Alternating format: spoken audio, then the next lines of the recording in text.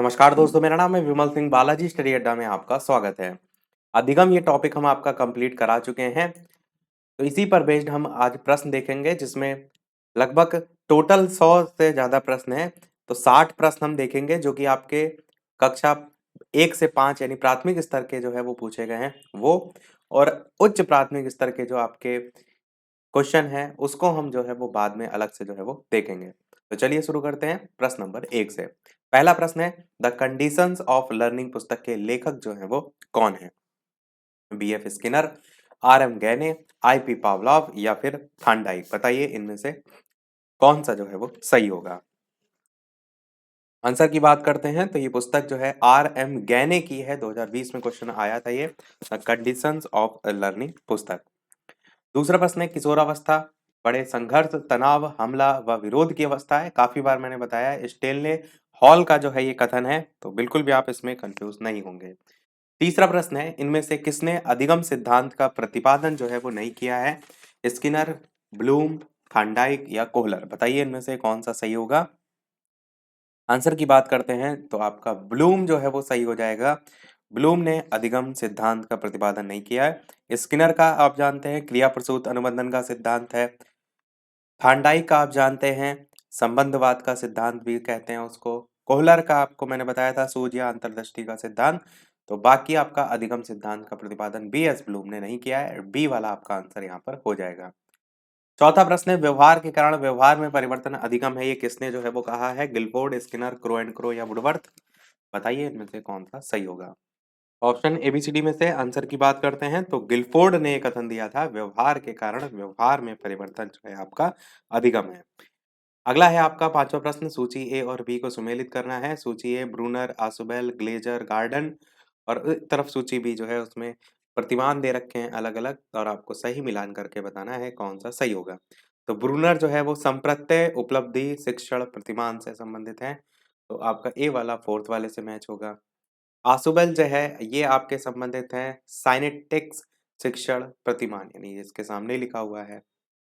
Glazer जो हैं ये आपके बुनियादी शिक्षण प्रतिमान से संबंधित है, फर्स्ट वाले से मैच होगा। और गार्डन जो है ये आपके गार्डन नहीं, आसुबेल वाला आपका यहाँ पर नहीं होगा इससे मैच। आसुबेल जो है ये आपके अग्रिम वाले से होंगे, अग्रिम, संगठक, शिक्षण, प्रतिमान।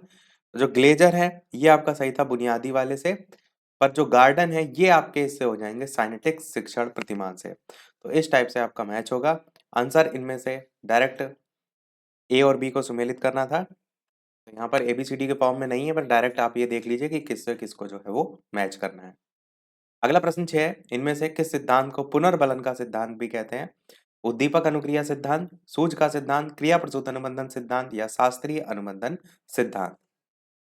आंसर की बात करते हैं इन चार ऑप्शन में से, तो आपका क्रिया प्रसूत अनुबंधन का सिद्धांत जो है इसी को पुनर्बलन का सिद्धांत भी कहते हैं, क्योंकि मैंने बताया था स्किनर ने जो क्रिया प्रसूत अनुबंधन सिद्धांत दिया था उसमें ही आपका यूज किया था पुनर्बलन शब्द का। अगला सातवां प्रश्न है, इनमें से कौन सी अवस्था ब्रूनर के संज्ञानात्मक विकास सिद्धांत का अंग जो है वो नहीं है? प्रतिबिंबात्मक अवस्था, संकेतात्मक अवस्था, क्रियात्मक अवस्था या आंत प्रज्ञ अवस्था। बताइए ब्रूनर के संज्ञानात्मक विकास सिद्धांत का कौन सा अंग जो है वो नहीं है? आंसर की बात करते हैं तो आपका आंत प्रज्ञ अवस्था जो है वो नहीं है। ब्रूनर ने संज्ञानात्मक विकास की 3 अवस्थाओं में बांटा है, और जो यहाँ पर नाम लिखे हुए हैं, क्रियात्मक अवस्था इसको क्रिया आधारित भी कह सकते हैं, प्रतिबिंबात्मक अवस्था इसको चित्त आधारित भी कहते हैं, और संकेतात्मक अवस्था जो कि भाषा आधारित होती है वो भी आप याद रख सकते हैं। तो ये 3 जो है वो बांटे हैं ब्रूनर के द्वारा। अगला प्रश्न है, ए और बी को आपको सुमेलित करना है। एनिमल इंटेलिजेंस, पुनर्बलन की अनुसूची, सारगर्भिता का नियम और अनुकूलन। उसके सामने मैच करना है गेस्टाल्ट, पियाजे, थॉर्नडाइक और स्किनर। तो बताइए कौन सा किससे मैच होगा। चलिए आंसर की बात करते हैं तो एनिमल जो है आपके थॉर्नडाइक, एनिमल इंटेलिजेंस जो है थॉर्नडाइक से, पशु मनोवैज्ञानिक थे, मैंने आपको क्लियर बताया था। फिर पुनर्बलन की जो अनुसूची है ये आपका स्किनर से, अभी मैंने ऊपर क्वेश्चन आया बताया आपको। सारगर्भिता जो है ये आपको याद रखना होगा कि सारगर्भिता आपके गेस्टाल्ट जो है इससे संबंधित होंगे, और अनुकूलन जो है आपका ये जीन पियाजे जो है इनसे संबंधित होगा। तो ये क्रम जो है वो याद रखिएगा। अगला प्रश्न 9 है कि विकास कभी ना समाप्त होने वाली प्रक्रिया, ये कथन विकास के किस सिद्धांत से संबंधित है? एकीकरण का, अंतः संबंध का, निरंतरता का या अंतःक्रिया का? बताइए इनमें से कौन सा सही होगा। आंसर की बात करते हैं इन चारों ऑप्शन में से, तो निरंतरता का सिद्धांत जो है आपका, जो क्या कहता है विकास कभी ना समाप्त होने वाली प्रक्रिया है।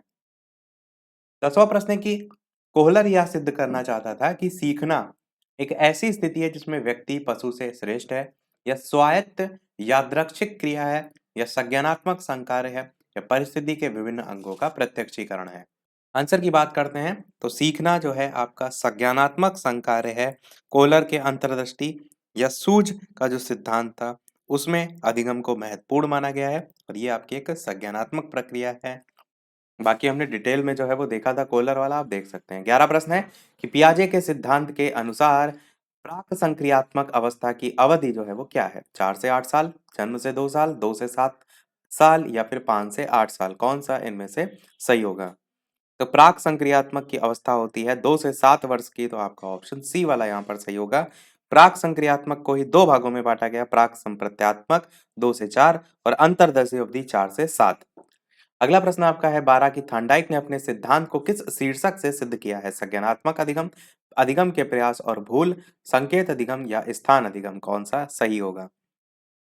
आंसर की बात करते हैं इन चार ऑप्शन में से, अधिगम का प्रयास और भूल का सिद्धांत ही है थॉर्नडाइक का, तो यही आपका बिल्कुल सही होगा। 13 प्रश्न है पियाजे के अनुसार संज्ञानात्मक विकास की तृतीय अवस्था इनमें से कौन सी होती है? औपचारिक, पूर्व संक्रिया, मूर्त संक्रिया या संवेदनात्मक? बताइए कौन सा सही होगा। आंसर की बात करते हैं तो थर्ड नंबर पे आपका मूर्त संक्रियात्मक आता है, जिसकी अवधि है 7 से 11 वर्ष की। मूर्त अवस्था यानी जो चीजें आपके सामने देख रही हैं उसके संदर्भ में बच्चा सोच विचार कर पाता है। व्यवहारिक यथार्थवादी भी कह सकते हैं, तर्क और समस्या समाधान की क्षमता विकसित होने लगती है, ये सभी इसकी विशेषताएं भी हैं। 14 प्रश्न है, इनमें से अधिगम में योगदान देने वाले मनोवैज्ञानिक कारकों में कौन सा शामिल जो है वो नहीं है? अधिगम की जो है वो इच्छा, या फिर प्रेरणा, या फिर रुचि, या फिर विषय वस्तु का स्वरूप? बताइए इनमें से अधिगम में योगदान देने वाले मनोवैज्ञानिक कारकों में कौन सा शामिल नहीं है? आंसर की बात करते हैं तो विषय वस्तु का जो स्वरूप है वो अधिगम में योगदान देने वाले मनोवैज्ञानिक कारकों में शामिल नहीं है। अधिगम की इच्छा, प्रेरणा, रुचि, बुद्धि, अभिवृत्ति, परिपक्वता, ये सब अधिगम में योगदान देने वाले मनोवैज्ञानिक कारक होते हैं, पर विषय वस्तु का स्वरूप ये जो है योगदान नहीं देता है। अगला प्रश्न आपका 15 है कि सीखने के वक्र अभ्यास द्वारा सीखने की मात्रा, गति और प्रगति की सीमा को ग्राफ पर प्रदर्शित करते हैं, ये किसने कहा था? स्किनर ने कहा था, रॉस ने कहा था, एबिंगहॉस ने कहा था, या इनमें से कोई नहीं? 2018 के पेपर में क्वेश्चन पूछा गया था। आंसर की बात करते हैं तो मैंने बताया भी था आपको, ये जो डेफिनेशन है वो गेट्स की थी, गेट्स और अन्य की डेफिनेशन थी, उनका पूरा नाम है। तो आपका इनमें से कोई नहीं आंसर जो है वो होगा। सीखने का वक्र जो है आज ही दोपहर के 3 बजे वाले क्लास में हमने जो है पढ़ाया था, डेफिनेशन भी वहां पर हमने इसको बताया था। 16 प्रश्न है, इनमें से कौन सा थॉर्नडाइक के अधिगम के प्राथमिक नियमों में शामिल जो है वो नहीं है?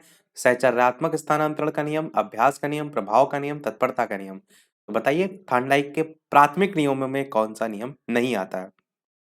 आंसर की बात करते हैं तो सहचर्यात्मक स्थानांतरण का नियम आपका बिल्कुल जो है सही होगा, जो कि प्राथमिक नियम में नहीं आता है। प्राथमिक नियम में ये तीनों जो है वो आते हैं, बाकी गौड़ नियम भी मैंने अलग से जो है आपको बताए थे। प्राथमिक नियम, तत्परता, अभ्यास और प्रभाव।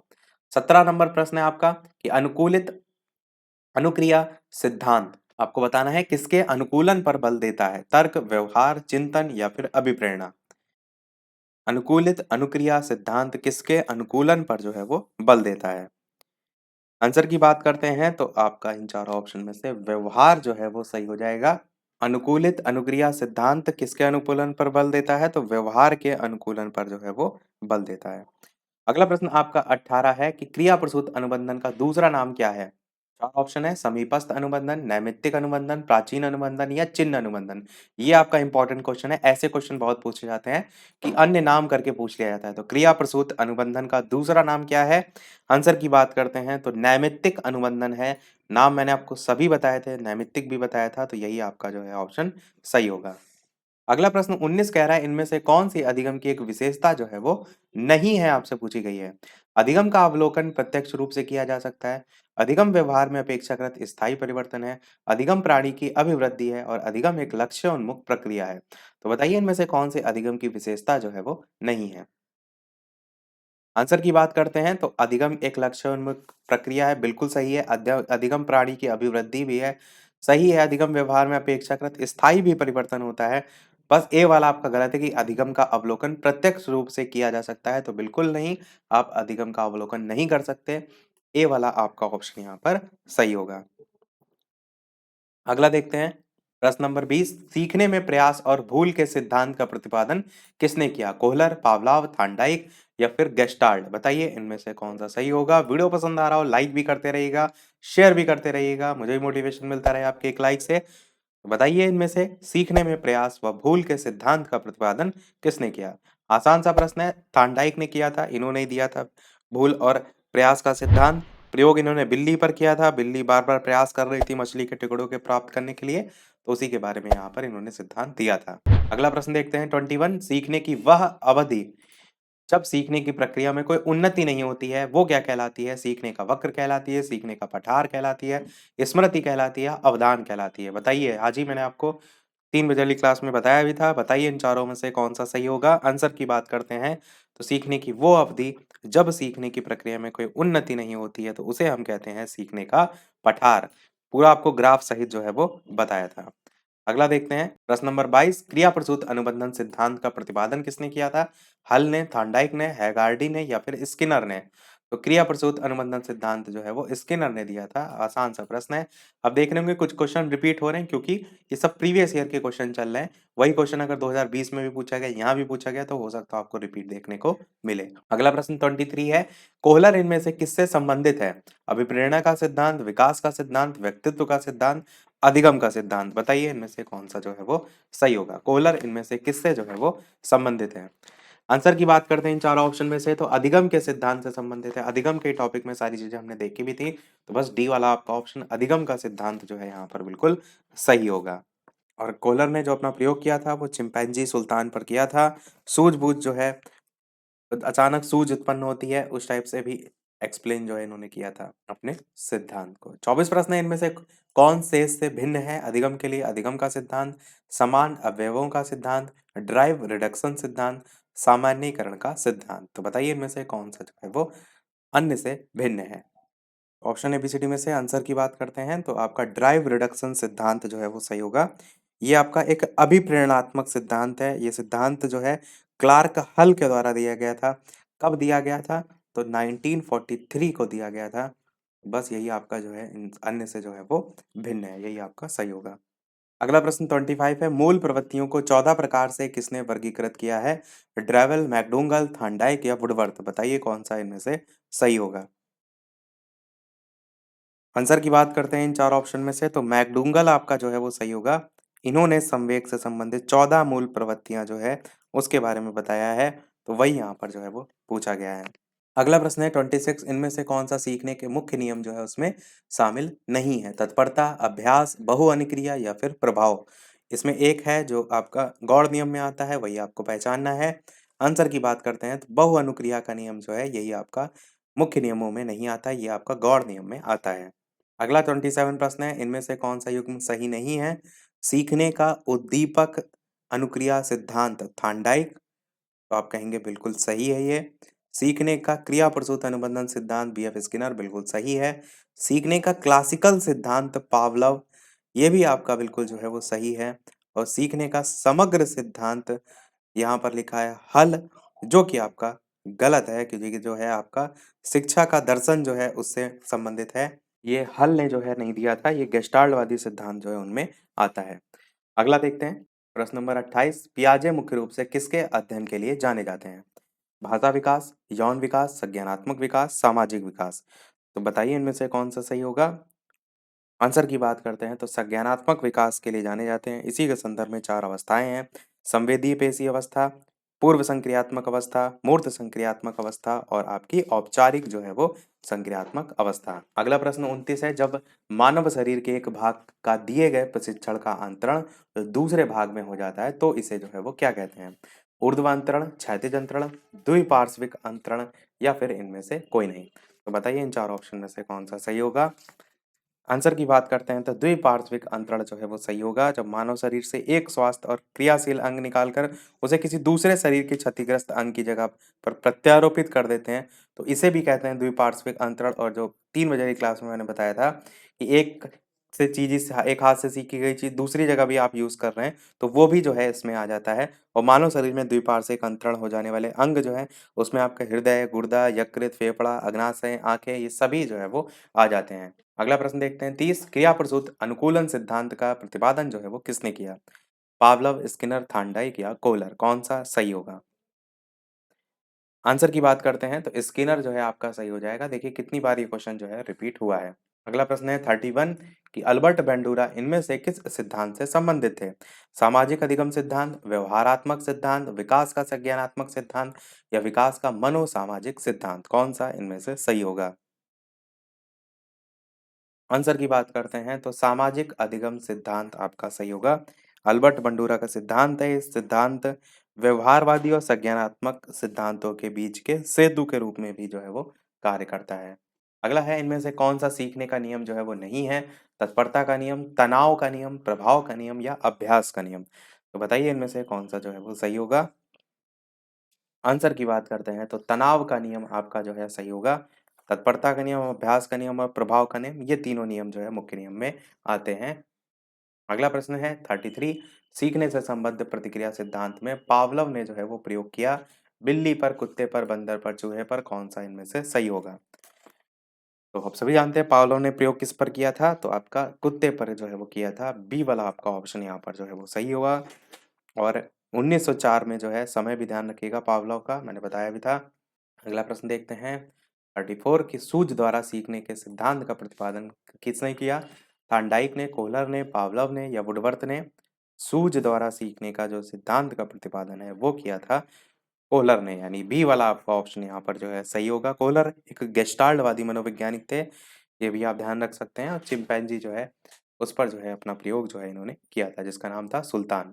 अगला 35 प्रश्न है कि हाल का सिद्धांत इनमें से किस की व्याख्या जो है वो करता है? बुद्धि की प्रकृति, अधिगम में अभिप्रेरण की भूमिका, मूल्यों का विकास या किशोरों का मनोविज्ञान। तो आंसर की बात करते हैं इन चारों ऑप्शन में से, तो आपका किशोरों का मनोविज्ञान जो है वो सही होगा, आपका ऑप्शन नंबर डी वाला। अगला देखते हैं आपका प्रश्न 36 की गेस्टाल्ट मनोविज्ञान की आधारशिला जो है वो किसने रखी थी?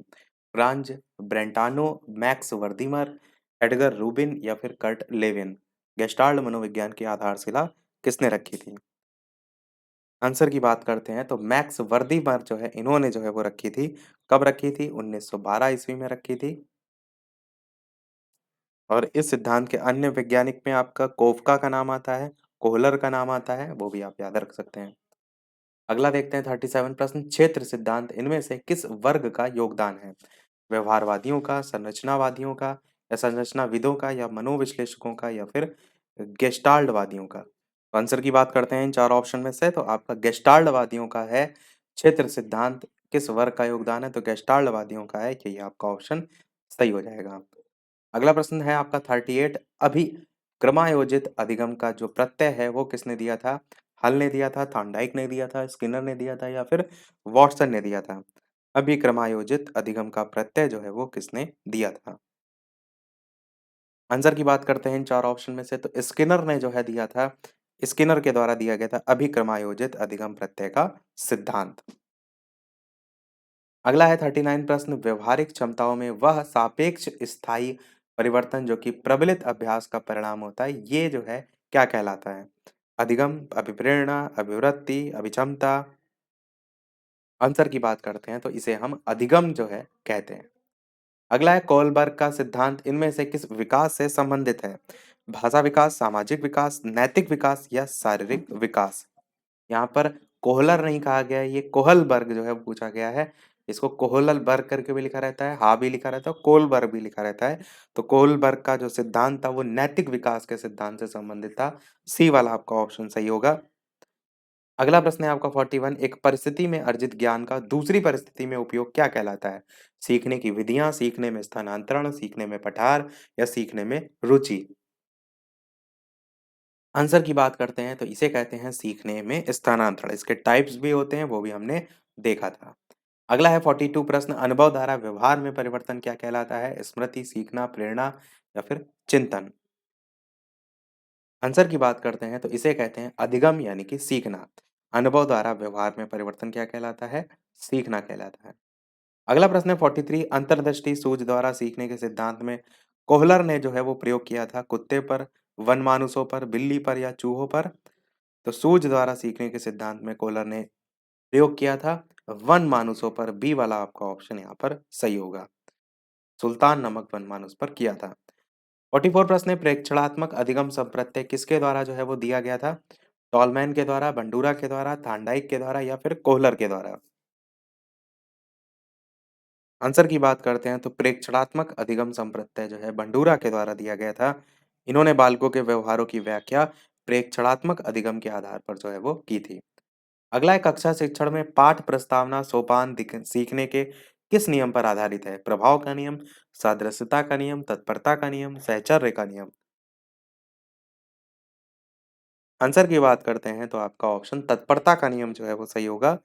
पाठ प्रस्तावना सोपान सीखने के तत्परता के नियम पर जो है वो आधारित है। 46 प्रश्न है आपका कि अधिगम में, तो बताना है आपको अधिगम में किसने जो है प्रभाव का नियम दिया था? पावलव, स्किनर, वॉटसन या थॉर्नडाइक। तो आप सभी जानते हैं थॉर्नडाइक ने ही दिया था प्रभाव का नियम, बस डी वाला आपका ऑप्शन सही होगा। अगला प्रश्न आपका है 47 की कोहलबर्ग के अनुसार किस अवस्था में नैतिकता बाह्य कारकों द्वारा निर्धारित होती है? पूर्व पारंपरिक अवस्था, पश्चात पारंपरिक अवस्था या इनमें से कोई नहीं। आंसर की बात करते हैं तो कोहलबर्ग के अनुसार जो नैतिकता जो है बाह्य कारकों द्वारा निर्धारित होती है वो होती है पूर्व पारंपरिक अवस्था में। नैतिक विकास के जो इन्होंने स्तर बताए हैं उसमें आपका पूर्व पारंपरिक स्तर जो है अवस्था है, उसमें बालकों की नैतिक तर्कणा दूसरों के मानकों अर्थात बाह्य कारकों द्वारा निर्धारित होती है। अगला प्रश्न 48 कह रहा है व्यवहारवादी किसने कहा था कि मुझे नवजात शिशु दे दो, मैं उसे डॉक्टर, वकील, चोर या जो चाहूँ बना सकता हूँ? फ्रीमैन ने, न्यूमैन ने, वॉटसन ने या फिर हॉलजिंगर ने। कौन सा इनमें से सही होगा? आंसर की बात करते हैं ऑप्शन एबीसीडी में से तो वॉटसन ने कहा था, क्या कहा था? कि मुझे एक नवजात शिशु दे दो, मैं उसे डॉक्टर, वकील, चोर या जो चाहूँ बना सकता हूँ। अगला देखते हैं आपका प्रश्न 49 कि एसओआर किसके द्वारा प्रस्तावित किया गया? वॉटसन, कोफका, कोहलर या गेस्टाल्टवादी मनोवैज्ञानिक। बताइए कौन सा सही होगा? आंसर की बात करते हैं तो एसओआर वॉटसन के द्वारा जो है प्रस्तावित किया गया था। ए वाला आपका ऑप्शन सही होगा। तो ये जो क्वेश्चन था ये आपका आया था 2016 में। आंसर यहाँ पर भले वॉटसन दिया गया है पर एसओआर थ्योरी जो है किसके द्वारा दी गई थी? अगर ये देखा जाए तो ये वुडवर्थ के द्वारा दी गई थी। तो अगर ऑप्शन में वुडवर्थ देखने को मिले तो वुडवर्थ को ही आपको टिक करना है। बाकी यहाँ पर ऑप्शन में नहीं दे रखा है। ऑप्शन में जो आंसर दिया गया था वॉटसन वो मैंने आपको यहाँ पर बता दिया। चलिए देखते हैं अगला प्रश्न। 50 संज्ञानात्मक विकास के 4 चरण पेश संवेदी पेशीय, पूर्व संक्रियात्मक, स्थूल संक्रियात्मक और औपचारिक संक्रियात्मक, इसकी पहचान की गई थी हिलगार्ड के द्वारा, स्टॉट के द्वारा, हरलॉक के द्वारा या पियाजे के द्वारा। बताइए इनमें से कौन सा सही होगा? आंसर की बात करते हैं इन चारों ऑप्शन में तो आपका ऑप्शन कौन सा सही होगा? तो आपका ऑप्शन पियाजे यहाँ पर जो है वो सही होगा। जीन पियाजे जो है ये एक स्विस मनोवैज्ञानिक थे और इन्होंने ये जो 4 चरण हैं वो दिए थे। यही आपका ऑप्शन सही होगा। अगला देखते हैं 51 प्रश्न, किस अधिगम मनोवैज्ञानिक ने बाल अधिगम विकास में पुरस्कारों को महत्व जो है वो नहीं दिया है? थॉर्नडाइक ने, पावलव ने, स्किनर ने या फिर गुथरी ने। बताइए इनमें से कौन सा सही होगा? आंसर की बात करते हैं इन चार ऑप्शन में से तो आपका ऑप्शन गुथरी जो है वो सही हो जाएगा। गुथरी जो है इन्होंने बाल अधिगम विकास में पुरस्कार को महत्व जो है वो नहीं दिया है। अगला प्रश्न 52 है, सीखने का प्राथमिक मूलभूत नियम जो है वो संबंधित है अभ्यास कार्य से, परिणाम की अपेक्षा से, प्रशंसा से या फिर तत्परता से। बताइए कौन सा इनमें से सही होगा?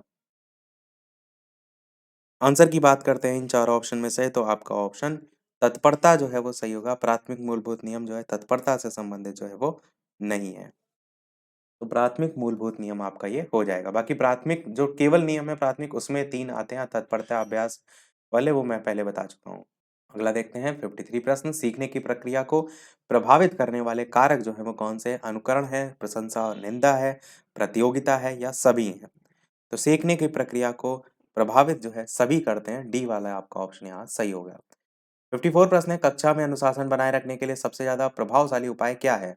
अनुशासनहीन छात्रों को कक्षा से बाहर निकाल देना, आप कहेंगे बिल्कुल गलत है। शिक्षण को रोचक और व्यवहारिक बनाना, बिल्कुल सही है। अभिभावक को सूचित करना उतना सही नहीं है। अनुशासनहीन छात्रों को विशिष्ट सुविधाएं प्रदान करना भी गलत है। बी वाला आपका ऑप्शन यहाँ पर सही हो जाएगा। 55 प्रश्न है, विकास का वही संबंध परिपक्वता से है जो कि उद्दीपन का है, परिवर्तन से, प्रतिक्रिया से, प्रयास से, परिणाम से। बताइए कौन सा सही होगा। आंसर की बात करते हैं तो प्रतिक्रिया से वही संबंध होता है उद्दीपन का, जो कि विकास का संबंध परिपक्वता से होता है। अगला प्रश्न आपका 56 है, पियाजे मुख्यतः किसके क्षेत्र में योगदान के लिए जो है वो जाने जाते हैं? भाषा विकास, ज्ञानात्मक विकास, नैतिक विकास या सामाजिक विकास? बताइए इनमें से कौन सा सही होगा। आंसर की बात करते हैं तो ज्ञानात्मक विकास से संबंधित है, बस यही आपका ऑप्शन सही होगा। 57 प्रश्न है, कोहलबर्ग का विकास सिद्धांत इनमें से किससे संबंधित है? भाषा विकास, संज्ञानात्मक विकास, नैतिक विकास या सामाजिक विकास? तो काफी बार हमने देखा कोहलबर्ग जो है वो आपके नैतिक विकास से संबंधित है, बस आपका सी वाला ऑप्शन सही हो जाएगा। 58 प्रश्न है, इनमें से कौन सा मत अंतर्दृष्टि द्वारा सीखने की व्याख्या करता है? मनोविश्लेषणवाद, व्यवहारवाद, संबंधवाद या गेस्टाल्टवाद? बताइए कौन सा सही होगा। आंसर की बात करते हैं तो आपका ऑप्शन गेस्टाल्टवाद जो है वो सही होगा। 59 प्रश्न आपका है, सीखने के नियम जो है वो दिए हैं पावलोव ने, पावलोव, स्किनर, थांडाइक या कोहलर में से? आंसर की बात करते हैं, सीखने के नियम किसने दिया था? तो आपको पता है थॉर्नडाइक के द्वारा दिया गया था, बिल्कुल सही होगा। 60 प्रश्न देखते हैं, ये सेकंड लास्ट प्रश्न होगा क्योंकि टोटल 61 तक आपके प्रश्न है जो कि प्रीवियस ईयर के प्राइमरी लेवल वाले समाप्त हो जाएंगे। तो सीखना जो है व्यवहार में परिवर्तन है, अनुभव और अभ्यास का परिणाम है, व्यवहार में अपेक्षाकृत स्थायी परिवर्तन है या फिर सभी? तो क्लियर आपको दिख रहा है कि सीखना सभी है, तो आपका ऑप्शन डी वाला यहाँ पर जो है वो सही हो जाएगा। अगला और इस वीडियो का लास्ट प्रश्न देखते हैं, इसके बाद एक प्रश्न हम आपसे भी पूछेंगे, जैसे कि सभी वीडियो में हम आपसे एक ना एक प्रश्न पूछते हैं। सीखने का सर्वाधिक उपयुक्त अर्थ क्या है? कौशल अर्जन है, ज्ञानार्जन है, व्यवहार में परिमार्जन है, वैयक्तिक समायोजन है? बताइए कौन सा सही होगा। इसके अलावा वीडियो अभी तक आपने लाइक ना किया हो, सभी लोग वीडियो को लाइक भी करते रहिएगा, चैनल पर नए हो सब्सक्राइब करके जुड़ जाइएगा, और टेलीग्राम चैनल से अभी तक ना जुड़े हों, लिंक आपको डिस्क्रिप्शन में मिल जाएगी। बालाजी स्टडी अड्डा सर्च करके भी टेलीग्राम चैनल से जुड़ सकते हैं। आंसर की बात करते हैं तो आपका आंसर यहाँ पर सी वाला हो जाएगा, यानी कि व्यवहार में परिमार्जन जो है आपका बिल्कुल सही होगा। तो यही आपका ऑप्शन सी वाला यहाँ पर सही हो जाएगा। अब एक प्रश्न आपके लिए भी, जैसे कि सभी वीडियो में हम आपसे एक ना एक प्रश्न पूछते हैं, आगे के जो प्रश्न हैं वो हम अलग से देखेंगे, तो टोटल 100 प्रश्न आपके जो है कंप्लीट करा देंगे। तो ये आपके लिए प्रश्न है, जैसे कि सभी वीडियो में हम आपसे एक ना एक प्रश्न पूछते हैं। प्रश्न आपका है कि हम करके सीखते हैं, ये किसने कहा था? योकम ने कहा था, सिम्पसन ने कहा था, डॉक्टर मेस ने कहा था, कॉलसैनिक ने कहा था? अपना आंसर वीडियो के मेन कमेंट में टाइप करके बताइएगा। लाइव टाइमिंग दो है, दोपहर के 3 बजे, शाम के 8 बजे लाइव आकर भी वीडियो आप देख सकते हैं, प्रश्नों की प्रैक्टिस कर सकते हैं। तो मिलते हैं अगले वीडियो में कुछ नए प्रश्नों के साथ, नए टॉपिक के साथ। तब तक के लिए नमस्कार, जय हिंद।